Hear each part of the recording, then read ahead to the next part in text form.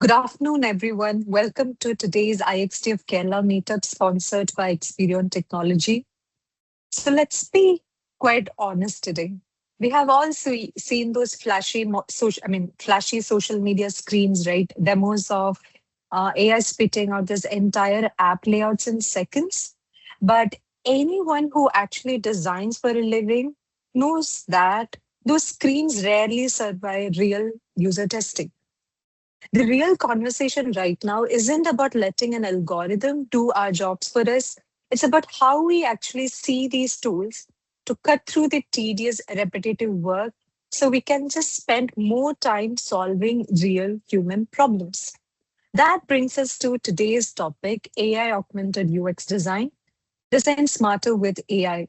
We are taking a practical look at where AI actually fits into a daily design workflow without ruining the quality of what we build. To walk us through this, we have Aju today, Aju George, a UX consultant with years of experience. A little bit about Aju. When he's not designing, he's usually exploring tech startups, experimenting in the kitchen, or just obsessing over coffee beans and brewing methods for the different roasters. When it's time to unwind, he's typically deep into Nordic thrillers or British television. He brings this exact same curiosity and eye for detail to his design work as well. He's here to pitch on the hype. He's not here to pitch on the hype, but he's going to share those grounded real world ways to make AI work for our process instead of just getting in our way. Hi, Aju. Welcome. Hi, hey, Yosri. Thank you so much for the nice welcome note. Good afternoon, everyone. So I'm so excited to present this, like how we can use AI in UX design tasks or design activities, how we can leverage AI for building better outputs.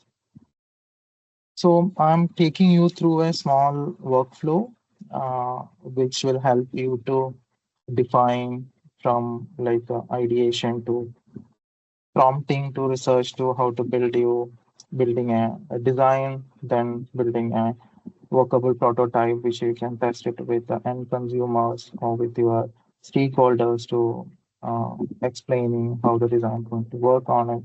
So I will take you through that. Um, so we all know that for the last one decade, more than a decade, we always work on tools, and for everything, every ideation, iterations, every sort of mockups we use end up in tools, and it's a very hard job for us. Like we have to manually work on it. We have to spend hours to get a prototype to test it with an end consumer.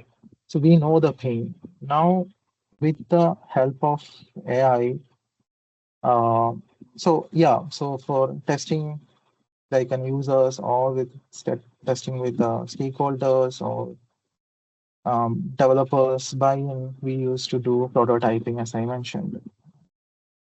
So somehow, sometimes we end up in these kind of a prototyping kind of an activity. Like sometimes we look into it, we won't understand like where this linking is happening and all that thing. So it's the pain which we already know, and we all most of us gone through this pain to do this job.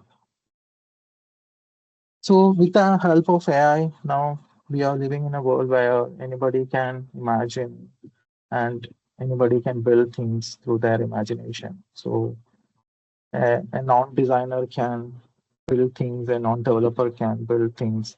You really don't need a sprint planning or anything. You just a prompt and accessing it actually. You know what you want to build, you ideate it using AI, you can create mockups with using AI, then you can really develop the product and you can deploy the product and so that's the world which today we are living actually. So a typical example, most of us may heard about this thing, might be a healthcare company. So they made a 1.8 billion company. So the entire that product flow, the entire business flow, they automated it using AI, everyday customer interactions. So it's a proven theory actually. Like somebody is able to build a $1.8 billion company using AI. So yeah, as I mentioned, like we are in a world where imagination we can easily make it alive, just a gap of one prompt.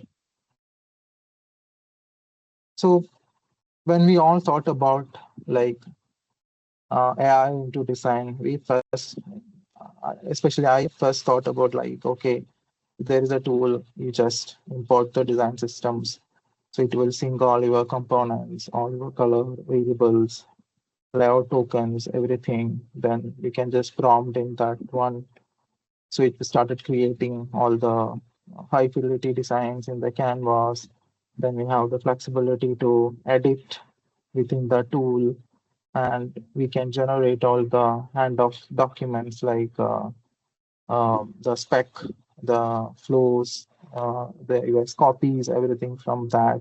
And this one click away to production or to make a prototype, and we can share it this to the developers by APR. So that's what I actually thought about when AI can do a lot of things in the design industry.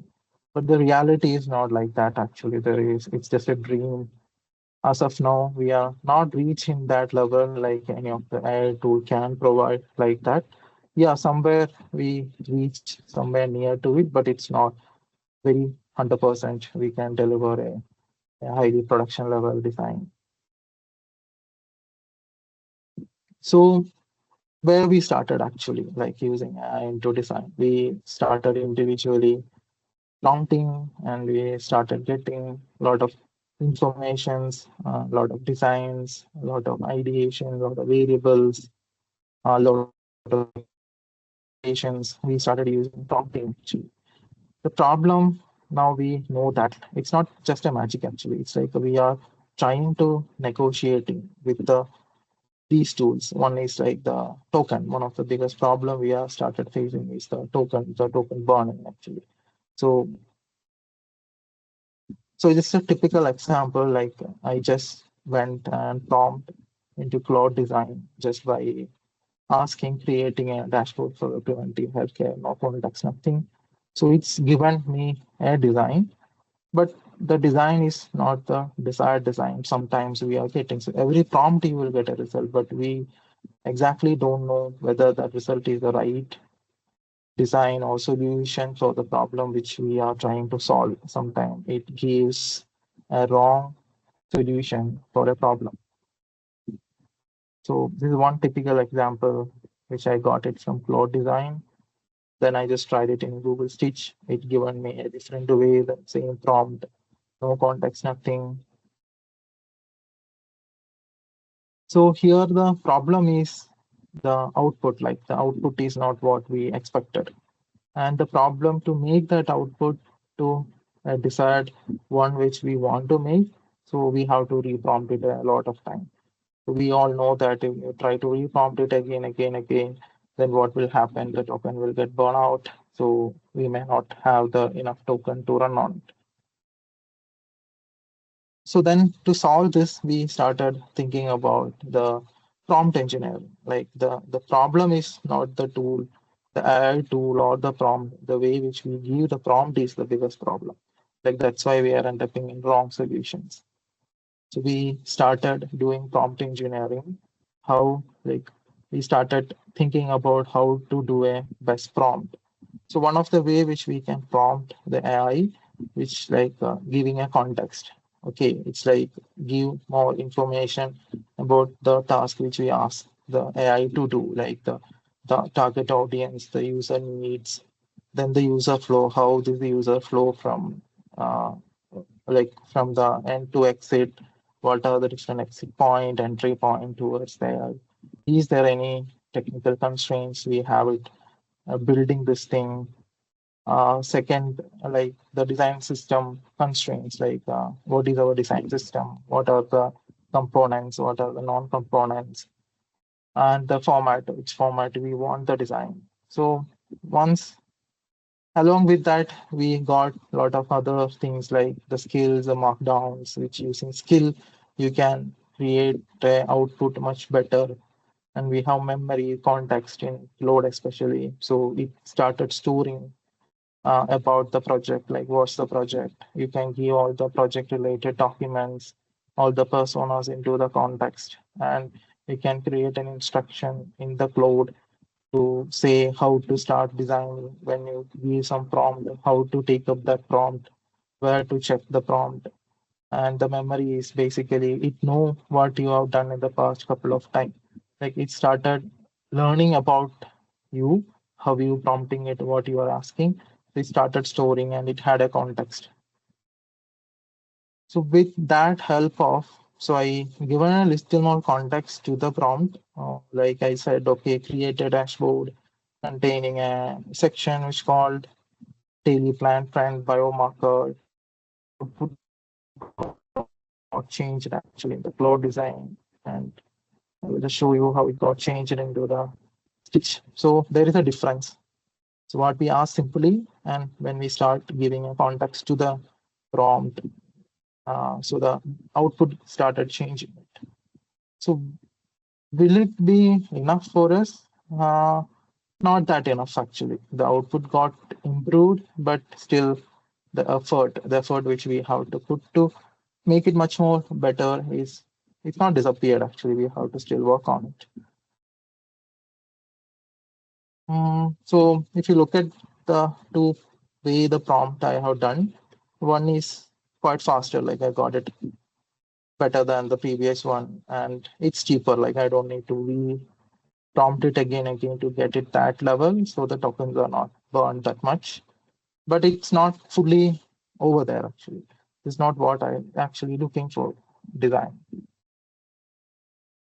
So what with AI and what without AI, how we started seeing a change on it. Like before AI, we used to wireframe it, prototype it, then we need to test it with the developers.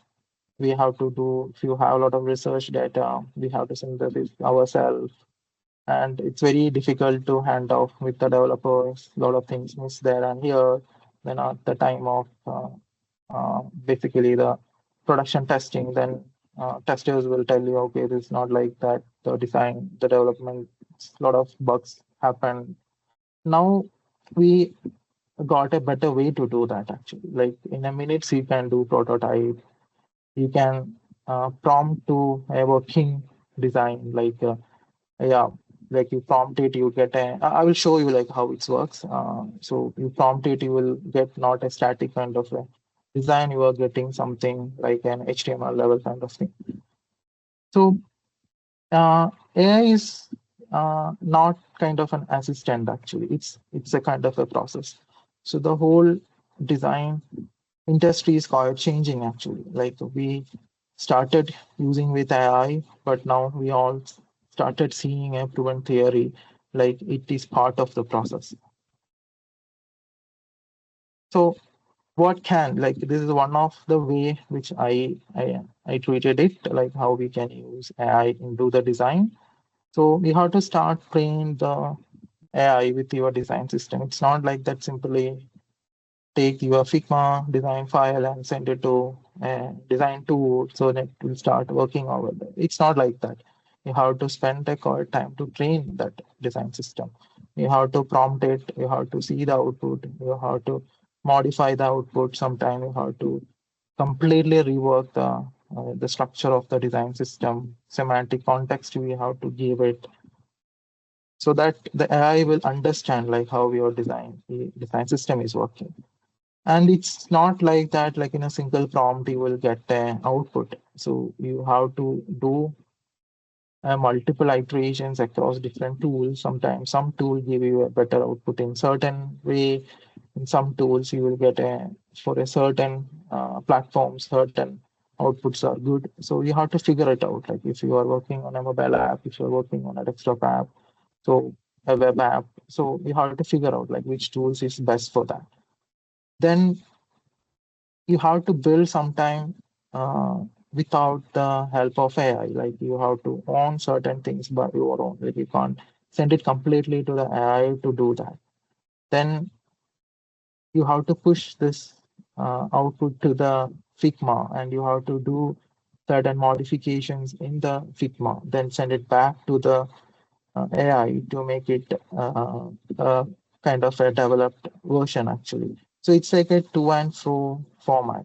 Once you got it your desired thing, then you can work with a web coding tool or with any sort of AI tool to make it a testable prototype. So it's not like a single tool or like a single prompt you're using to get it. You are getting into a kind of a workflow where you have to use multiple tool to and fro communications.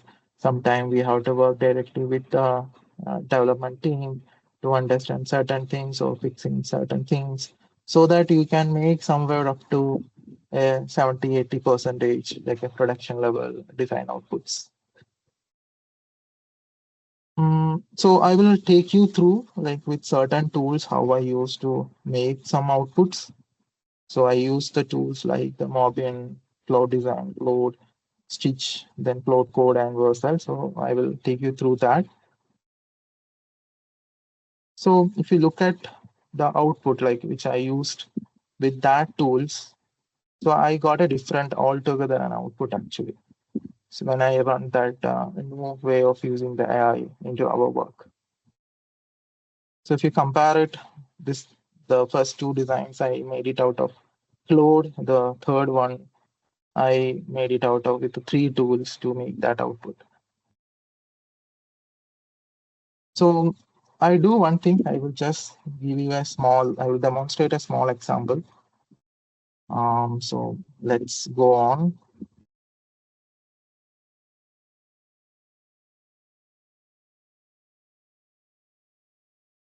So I will show you like uh, the first prompt which I given and how I got it like this. Entirely interactive. So you can test it, you can run it to the clients, you can show the stakeholders how this is working. So this is something Stitch is given with a single prompt. So now I change the prompt. So if you look at this prompt, I given pretty much examples and the context, everything to the prompt. So I pretty much explain the cloud design to what to make. So this is how sometimes we work. We have things in our brain and we try to design it in the Figma. So what I have done, the same thing, I just send it as a text to the cloud design. So it started creating it. So again, you can see it over here. So it's an interactive thing, which may not the way which I want to make this. Stitches also provided me something similar to that with the same prompt. So what I done to get the third output, so I just collected a couple of inspiring things from Mobbin and I taken to the Stitch first, then I crop these inspiring things from that images and ask the cloud to redesigning accordingly. So then cloud given me something similar to what I actually looking to build. So I got the output. Maybe it's not fully connected to my the design system I have. So it's just an inspiration level. I cannot use it directly to the production. So I have to make it a production level design. What I done, I taken this as an image. Then I went to Cloud. So what I have done in the Cloud, I just added the design system into it. So to add the design system, what I have done, the design system, then using the Figma design system, I uploaded over here. So just for the reference purpose, I took the material UI design system. So the design system got published over here. So now what I've done, I asked the flow design to refer to my design system and ask the flow and given this as the reference output and I ask it to create the design. So In Claude, it will ask certain questions to you, like so you can answer it accordingly. So now I got it something very close to what I want to make. So this is the first tab which I created. I wanted to create the second tab. So I just taken this design, then I prompted in the same way by selecting the same design system. So it made it as a clickable prototype, an interactive one. So I can interact it with one. Suppose you wanted to show it to your stakeholders, like how you're going to plan to make this card. So you can simply click it. It's like nothing. I have done nothing on to do this, just a prompt. So previously we have to create a couple of screens, then a lot of connections. We have to build it in the Figma, then only we can make something like this. And these kind of animations, it's quite difficult to make it in the Figma, so you have to spend a lot of time. Now that is got saved for me. I don't have to do that. But still, it had problems there and here. So a quick tip what we can do over here. So again, you can prompt it here. You can put it a comment and prompt it again, but it will start burning your tokens. So what I have done, so somewhere close, I got it what I want to build actually. Now what I done, I went to Cloud Code and I asked the Cloud Code to convert it into the HTML version. So before it, what I have done as a setup. So in my local folder, I just created a cloud.mt markdown file where I mentioned few things to get it the design exactly same to my design system, same to my tech stack. So I mentioned it which tech stack I am using, what kind of font library I'm using, icon library, the CSS styling library, and given certain guidelines to the cloud.mt file, like how to convert it actually. It's given a strict guideline, like a checklist, how to convert it. And then I told a workflow to the float.mt file, like if you found the design component from the design system, from the component library, then only you continue. Otherwise, you have to ask me actually what to do. So with this help of this, what I generated it to a HTML version. Then I given another prompt to the Cloud Code, send this file to Figma. And I given a file where I want to paste this design. So what so it's actually basically how to connect the Figma MCP with your cloud account. So I'm not getting into those things. So I got an output, the same output what Figma design created, and with the same component. I got it in the Figma actually. So now I can edit it, like small changes. I can do it over here, so I don't need to spend my tokens or anything. Small modifications, I can make it over here. Okay, just change the colors and everything just for a working section purpose.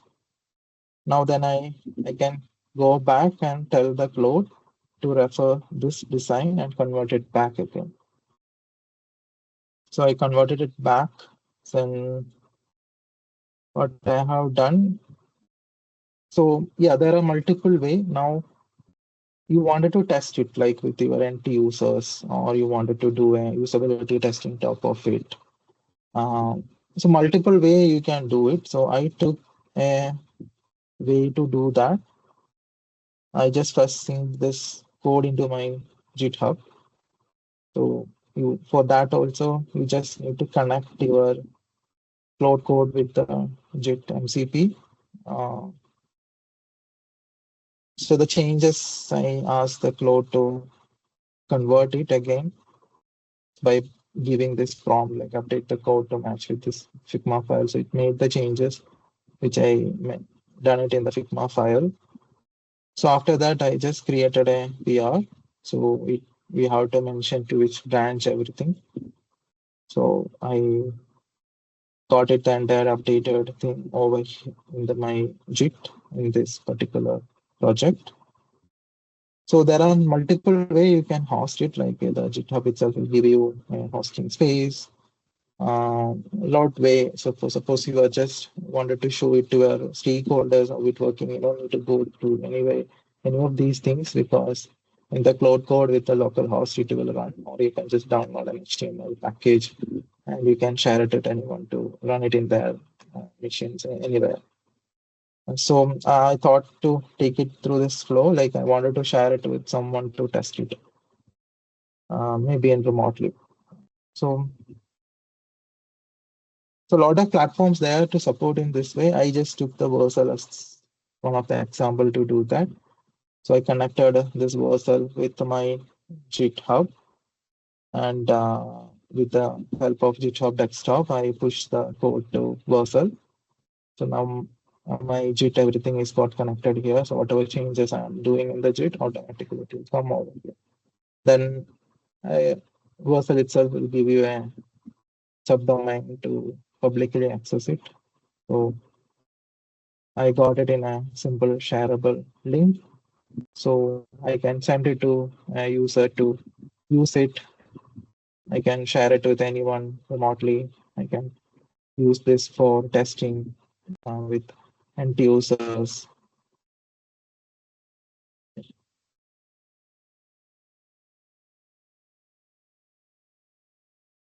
Yeah. So this is one way which you can do that.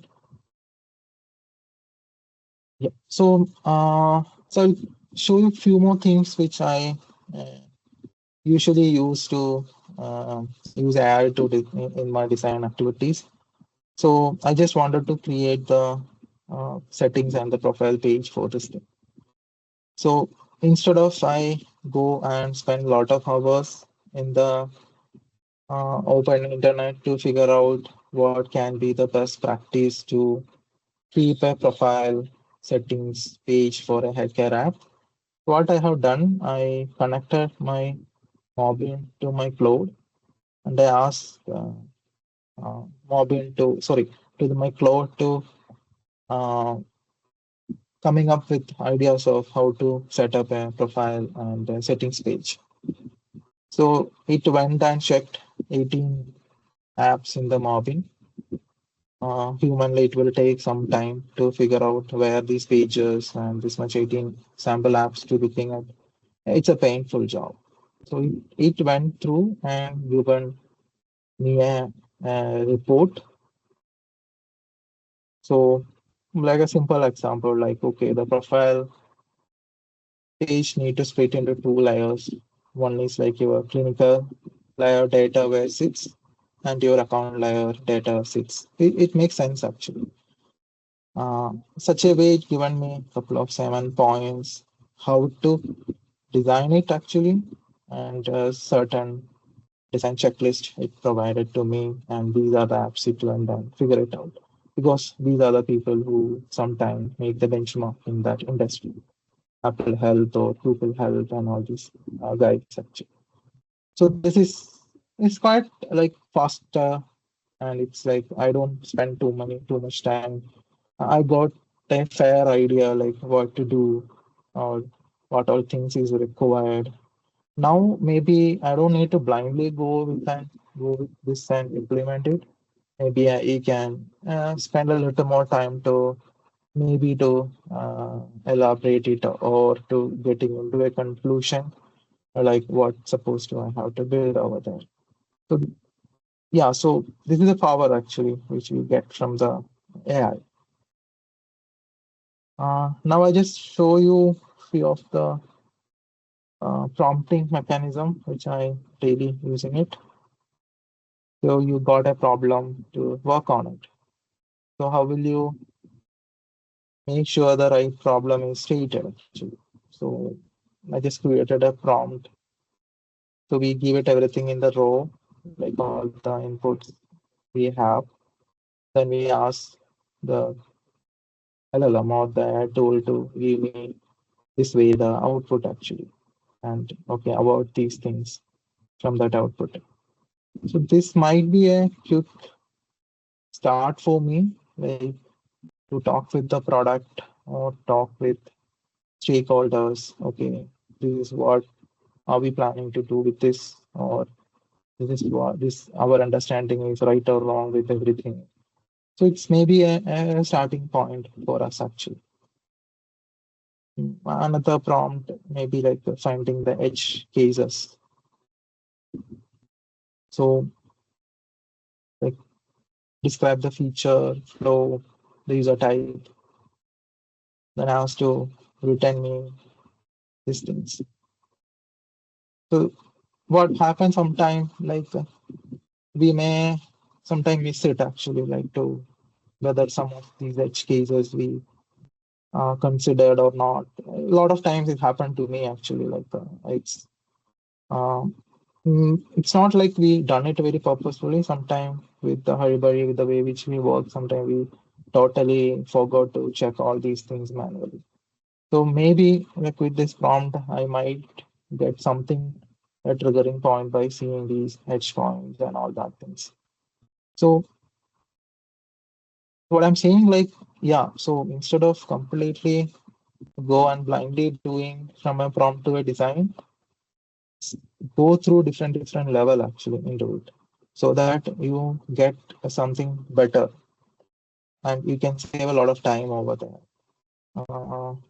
Lot way you can use AI. So I'll just show you one more way, like how you can do some text research. Like you have a lot of articles with you, you have a lot of links which have like you have to go through it to understand something, to take some certain decisions. So what you can do simply, you can paste all these videos, articles, all the PDFs, all the documents, URLs to the Notebook LM, Google one.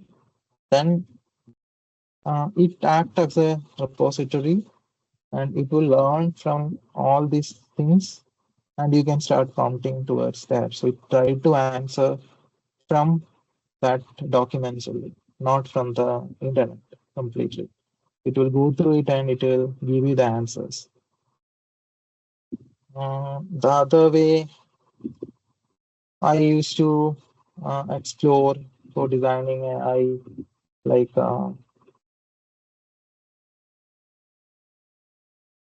like maybe building a requirement document, like certain business use cases you want to quickly to create a PRD of it. So you can use AI to create on that. Uh, I will show you one more thing, like I just miss it in between. So I wanted to know whether this design satisfies the accessibility thing. So what I have done, I just taken the link of it, I given to the cloud to run an accessibility review, and it given me an accessibility report where all the problems. So I'm not like taking through all this what it given, but it's all like a good start for me actually to look into it very quickly, very easily, without spending a lot of time. Now I wanted to create a usability test checklist basically. So I given to give me a usability testing. So it given me a plan for that. Maybe it's like 100%, uh, maybe what we used to create it, but it's all like for us to like to start with. So maybe I just need to change a couple of few things. That's all. Maybe I have to change it over here, but maybe a 50-60% it covered. Maybe I only need to cover the rest of the 40 to make it a best plan. It's all save my time, my effort, and everything. Yep. So yeah, that's it from the uh, walk through section. So we'll go back to the presentation. So it's not 100%. Like we can't expect a magic the AI going to do for us. So still we have to think. Still we have to have the design thinking, product thinking capabilities. We have to on that. We have to improvise ourselves. But AI help us to make it move faster. Actually, that process. So just going through Figma, like I recently shared a report of AI. So what Figma interviewed a decent number of people around the globe, and what they thought it as a data. So in 2025, you look at developers participating in design is 44 percentage, which they interviewed, and now in 2026, it's increased to 60 percentage. And same way, if you look at designers involving in the development, so you can see it like 2025 it happened to 21 percentage. Now it's like almost double, like 41 percentage people are uh, started getting into development. It's not like they started developing, designers started developing things. It's not like that, but designers also involving in that process actually, or they are also contributing into that process of development. So like a typical example, I had it a very long time back. Like I wanted to test a screen with a couple of end users. So the prototype, we all know that like it's quite difficult to get like a feeling of you are using a live kind of an application. So I have to wait for a couple of months. The developers need to get free so that they help me to build that HTML with some dummy data behind it, and I'm able to test it. Now that is completely gone actually with the process which I shows you. You yourself can, any designer can create that and test it. So that's what I just mean by the way which designers are getting into development. And there are like a lot of use cases are there. You can create somewhere production ready 70 percentage code out of these process. But with certain tech stacks, it's not working. So I believe in the near future it can happen. Uh, so, like, what we have to do in this world, basically, like, in everybody can prompt, everybody can design it, everybody can develop it, everybody can build and deploy it. So, as a designers, like, don't get into the moment you have a requirement, the moment you wanted to deliver a screen, don't get into just a prompt and okay, I got the output. Don't do that actually. Like, yeah, I know like most of times we got asked to do that, but what I'm saying, like, don't do it. So you have to frame the problem. You have to uh, build that experience, and you have to plan it what the reality. Then you take the help of AI, and you can build the design out of it. So basically, you have to be clear on what you are going to do. Like, what is the business goal? What is the business problem? What is the user's problem? What is the, if it's an existing application, what is the existing application? What is the data? How the last 6 months, the drop rate of that particular feature, or what is the adoption rate, or what is the retention rate of that one? To see, maybe you have to watch it the heat map, or you have to watch it the different sections, like how users are using it. So once you have that all this information, now you can define that how to revamp it, or how to redesign it, how to build a feature. So you have to own it that. So there, all these places you can use AI. Uh, So instead of doing completely like go and building the first prompt which I chose, like okay, create a dashboard for a fintech application. Instead of that, try to understand what this dashboard going to solve. who are the people, why this business want to build this dashboard. So so deeply get into the problem, then draft a concept yourself with the help of this model. Then you can completely uh, ask the AI to execute it. So how I see is where all AI we can use is like challenging the assumptions we have. It sometimes it help us to figure out the whether our assumptions are right or wrong with the existing data and everything which it got trained. Identifying the missing steps, finding the edge cases, maybe reviewing the accessibility of the design, comparison with the different iterations or variations we created, figuring out what can be the entry state, loading state, error states. So, as designers, you have to hold certain skills. It's very, very important because we all know that eventually when you start prompting, your output started going to see very similar to every application you may going to work on it. To avoid that, it's good you have to have a design taste, like you have to build a design taste for yourself so that you can execute or you can conceptualize that taste into a output actually. And the storytelling skill set every designer have to have, like how you express it and everything. I think recently we had a section on typography, talked a very best way over there, like how typography helps in design, like the fundamentals. We have to know the fundamentals of design, this new workflow. Like we have to adopt or to figure out like which are the best way we can use AI into design and the prompt engineering. Like we have to learn, we have to practice it, how to create a best prompt to get a very nearable output without burning so much tokens. So um, I would see it in this way, like AI is the design partner for us and a reviewer, a kind of a peer reviewer for us and an accelerator for us.